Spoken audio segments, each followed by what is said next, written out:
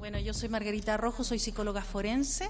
Me desempeñé durante 11 años en la Policía de Investigaciones. Me inicié como perito y posteriormente trabajé de forma operativa en la Brigada Investigadora de Delitos Sexuales.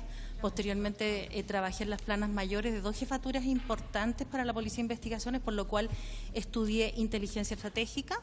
La inteligencia estratégica estudia procesos. Y es relevante eso porque también, además, nosotros fuimos creadores y precursores de la entrevista videograbada que se implementó, obviamente, la ley en Chile. Nosotros hicimos un FONDEP donde unimos la Universidad Católica con la Universidad de Chile, que además incluimos a la Fiscalía para capacitar en esa materia. Yo creo que con eso es suficiente. Gracias. Bueno, voy a hacer una pauta de análisis del proceso ESI. Primero voy a plantear la argumentación. La sexualidad es un componente natural y esencial en el ser humano y por tanto normal. Es una realidad existencial y por ello fuerte y profunda porque es una expresión de la dimensión objetiva, material y corporal y compromete a su dimensión subjetiva que refiere a lo psíquico y espiritual. Siendo una experiencia individual, además es una experiencia colectiva, es decir, social, pues sirve a la realización de su ser, tanto como a la reproducción de la vida, las dos posiciones. Existe un elemento de la esencia que la sexualidad cursa la naturaleza y satisface el instinto. También su realización no se agota en sí misma en lo corpóreo, en lo sexual propiamente tal, sino que tiene una proyección psíquica, moral, espiritual, o sea, existencial y de autorrealización.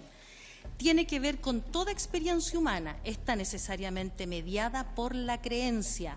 Y es muy importante el rol de la creencia porque es la creencia predominante en tiempo y espacio que se tiene de la sexualidad. Esto es que la creencia le atribuye contenido, significado, valor y sentido a la sexualidad.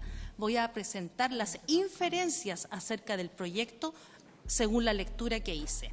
Conforme a lo expuesto, se aprecia que la cuestión del proyecto de ley no es un problema de la sexualidad en general y de la educación sexual en lo particular. La razón es que hay que refrendar en aquello, porque cuando se discute de sexualidad, en realidad se está discutiendo acerca de la concepción de ser humano.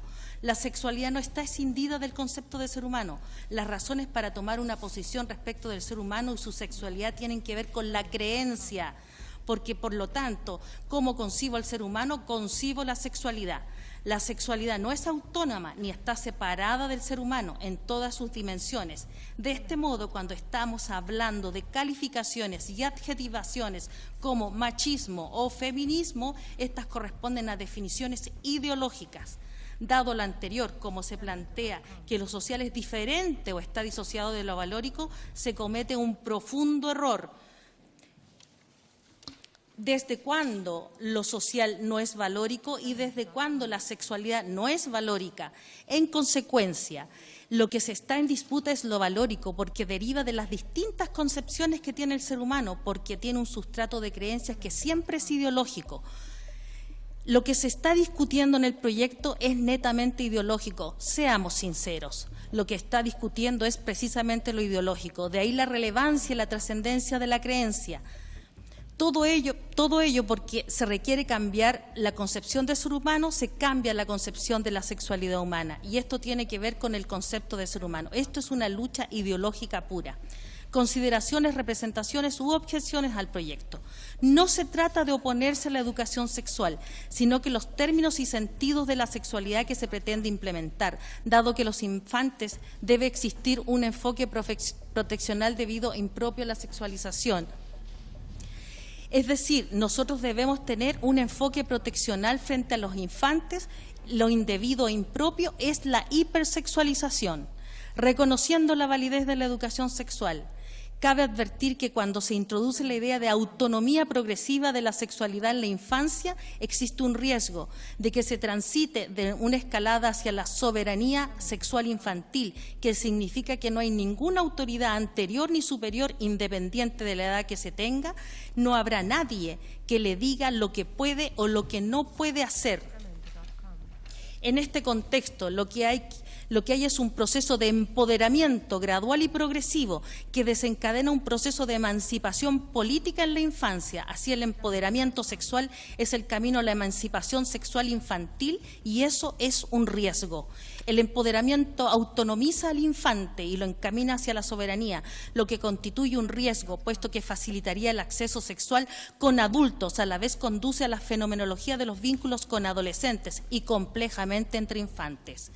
Esta fenomenología social está en curso, lo que implicaría cambios complejos para la sociedad. De hecho, comprometería los fines para los que está hecho este proyecto. Sería el proceso inverso. Al sexualizar al niño se abre la puerta a esos riesgos. Y eso está en curso en virtud de mi propia experiencia. Dado lo anterior, esto implicaría una degradación gradual pero progresiva de la noción de infancia, significando esto una facilitación de la aproximación sentimental sexual de los adultos respecto de los infantes. Importando esto una abrogación progresiva de la noción de pedofilia. Ya no habría delito, desaparecería la infancia y la pedofilia. Nada que contenga, nada que restrinja, nada que reprima. El proyecto plantea un empoderamiento sexual infantil en la infancia respecto a la sexualidad y con valores. ¿Cómo era? ¿Es con valores o sin valores? Eso se trata de un tránsito de cambios de valores, de una visión a otra visión. El planteamiento de los objetivos del proyecto son razonables, no es el problema la razonabilidad, es la intención y el sentido. Otro elemento detectado es cuando en el punto 7 se plantea, por ello, diputadas y diputados comprometidos con una educación sexual, afectiva y de género, sin sesgo. Hagámoslo presente, seamos sinceros. Siempre hay sesgo, no se puede plantear que no exista sesgo. Conclusiones. El problema no es la educación sexual. El problema es el sentido de esta discusión, por eso es que estamos discutiendo acá, porque no se han aclarado los sentidos, no se ha dicho cuál es el sentido de esa educación que se le quiere dar y sobre todo porque se está mintiendo, se está ocultando. Efectivamente, sí existe un sesgo. Falsear es ocultar la verdad, mentir es decir lo contrario de lo que se cree y lo que se sabe y se pudiera inferir. Una intención distinta podría tener este proyecto. Las perspectivas ideológicas es lo que se está discutiendo y no la educación sexual en sí. Por eso esto pone en peligro la educación sexual, el peligro de los objetivos y el peligro de la necesidad de educar. Seamos sinceros, nuevamente repito. Cuando se plantea que el individuo decida libremente, es claramente una pretensión, porque el individuo está social y discursivamente condicionado por las condiciones y no es absolutamente libre. Todos nosotros, señores diputados, estamos determinados por la historia de vida, por las discursividades y por la personalidad, obviamente, pero la discursividad predominante que existe en la sociedad.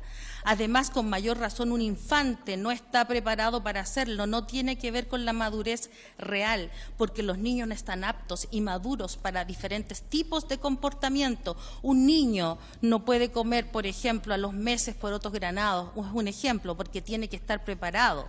De hecho, está en proceso de formación y eso sería provocar un daño psicoemocional grave.